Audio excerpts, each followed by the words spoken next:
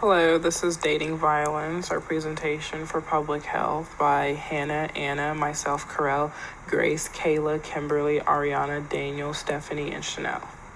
So the question at hand is, what exactly is domestic violence? And it's often considered aggressive or controlling behavior an individual uses against another person to assert dominance in their relationship. This includes sexual violence, physical violence, stalking, and psychological violence. This is a cycle of abuse that was developed in 1979 by Leonard E. Walker, and it starts with tension building up top where there's an increase of breakdown in communication and the victim feels fearful that the abuser is about to implode. Then there's the actual incident itself, which is the abuse, whether it's verbal, emotional, or physical. After that, there's reconciliation where the abuser apologizes, manipulates the victim into thinking that they'll never do it again, or even denies the incident by buying them gifts, flowers, etc. Then there's the calm, which is, where everything has been forgotten, another honeymoon phase, but this is essentially the calm before the storm because it will occur again. How exactly does domestic violence impact UH and our campus and the students? Statistics say that 1 in every 4 women and 1 in every 10 men have experienced some type of abuse from a partner within their lifetime. More than 16% of female students experience dating violence compared to the 8% of their male counterparts, which is not to say that men don't experience this or that it's not important, but this just shows that women endure it more. Both female and LGBTQ students have the highest number of reports when it comes to dating violence. 22% of LGBTQ students and nearly 19% of students who are not sure about their sexual identity do report dating violence, and 11% of heterosexual students report it as well. Here's a graphic from the UH Wellness Program Potty Talks that's celebrating Domestic Violence Awareness Month, which is October, and the color of it is purple, which is why our side is purple. But here they provide statistics about men, women, and non-binary individuals. The reason why dating violence is a public health concern is because 37% of women and 31% of men do experience this in some way throughout their lifetime in the United States alone. The CDC funds programs such as Dating Matters, which is targeted towards 11 to 14-year-olds that teach them about healthy relationships and communication skills. Domestic violence prevention enhancement leadership throughout alliances, Delta for short, Impact, which focuses on decreasing the risk factors of intimate partner violence and increasing preventative factors to keep it from happening. Connection to public health, as stated before, about 25% of women and 10% of men do experience some type of dating violence within their lifetime. Over 43 million women and 38 million men suffer from psychological abuse inflicted by their partners. About 35% of females and 11% of males suffer from some sort of injury that was from dating violence.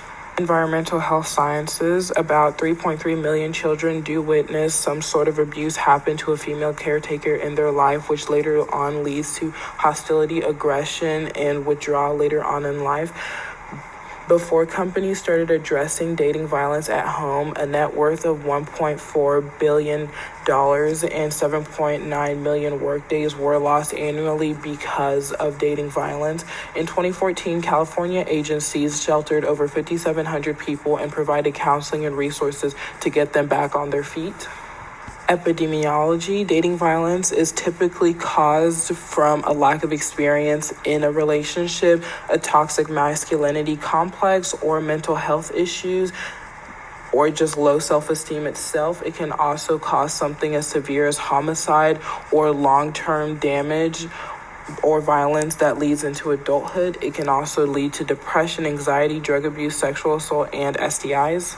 Health policy and management, the best way to prevent something long-term is by teaching children about it whenever they're young. So as stated before, there are programs that are targeted towards young adults from 11 to 14 that teach them about healthy relationships.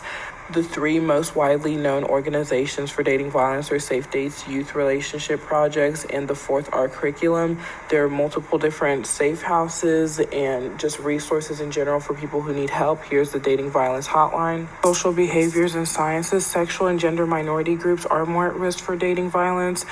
It is more common in young adults, but is not impossible for adolescents. This can be experienced at any age. Able to tell the difference between a healthy and an abusive relationship can be more difficult than you think. There are no two relationships that are the same. So what's considered healthy in one relationship may be considered toxic in another. So it is important to look out for those signs. Here we have some of the signs and the consequences of them. Some of them include checking phones, extreme jealousy, being insecure, being explosive with their temper, or pressuring someone into having sex. The consequences may be doing poorly in school, not being focused, drug abuse, suicidal attempts, and being overly dependent on other people. Some ways to prevent partner violence includes teaching safe and healthy relationship skills from a young age, having engaged and influential peers and adults in your life, creating protective environments, having a safe space, and also having a group or even just one person who has survived the same thing as you support you. It shows the person who's currently going through the situation that there is light at the end of the tunnel. The social ecological model, a framework for prevention by the CDC, it starts with an individual knowing who you are and being secure within yourself.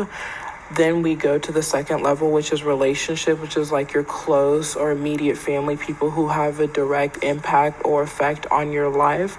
Then we go to the community, which can be a church group, school, work, sports team, people you have outside of your family. The final level is societal, which looks into the broad social factors that help create the climate of violence in which someone is in.